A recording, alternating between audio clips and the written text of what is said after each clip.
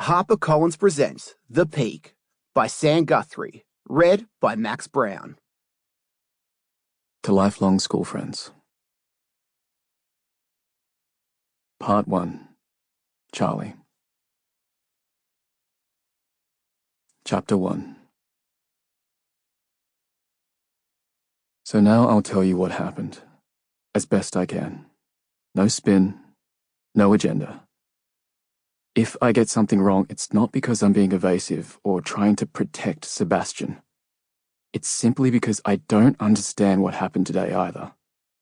I don't understand why there's police tape around his office, why his wife has been sedated, or why the lights no longer work.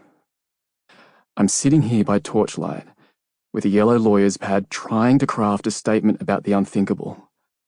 But I'm still not sure myself what has occurred. This all just happened today. In fact, it's happening now. It's happening to us, and I'm writing what I know to explain as best I can what Sebastian has done.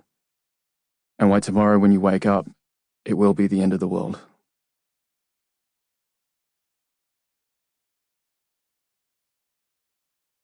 Just another sitting week, the third of the year. Since the last parliamentary session, we'd attended the Pacific Islands Forum, had discussions in Geneva about our WTO case against China's economic coercion, participated in a roundtable on supply chain resilience in Toronto, led a business delegation to the Sea Air Space Exposition in Maryland, then headed home, with the usual stopover in Hong Kong for investor calls.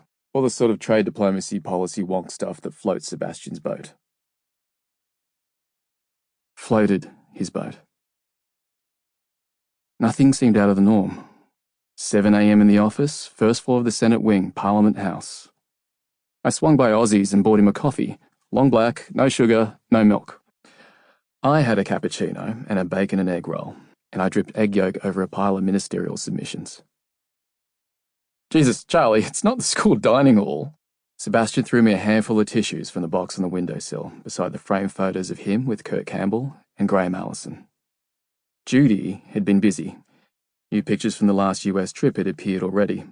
Sebastian with the Secretary of State, the Secretary of Defense, the Secretary of Trade. A new one of him with his arms over the shoulders of his buddies. Kai Birch from the Innovation Expansion Unit at the Department of Defense, and Henry Mallett of Deep Pacific Capital, whose bloated face I couldn't look at without a shiver of resentment. Still no photo with the President. Sebastian had been angling for one, but of course that was the PM's special relationship. Not for an Assistant Minister of Foreign Affairs and Trade, not even a thruster like Sebastian. I grinned my apologies, bobbing my head and mopping up egg yolk and crumbs with the tissue. It's been this way since school.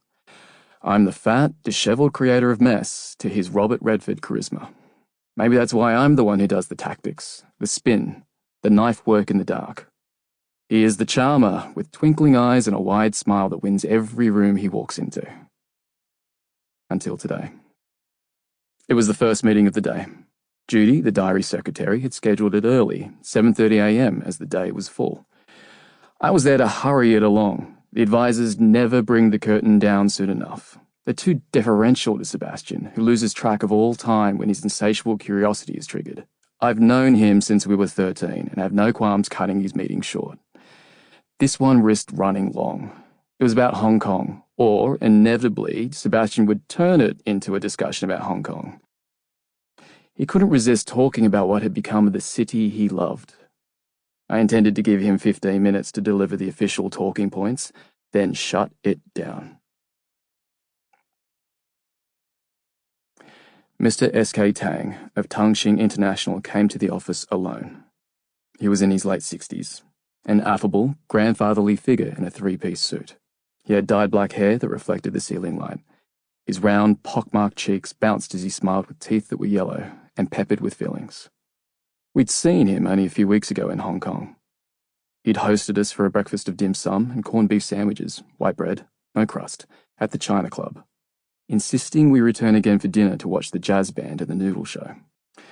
Tang had been lobbying for the approval of Tangxing's acquisition of a gas pipeline out of the Beetaloo Basin, southeast of Darwin in the Northern Territory. It was all very awkward as we knew the Foreign Investment Review Board Sample complete. Ready to continue?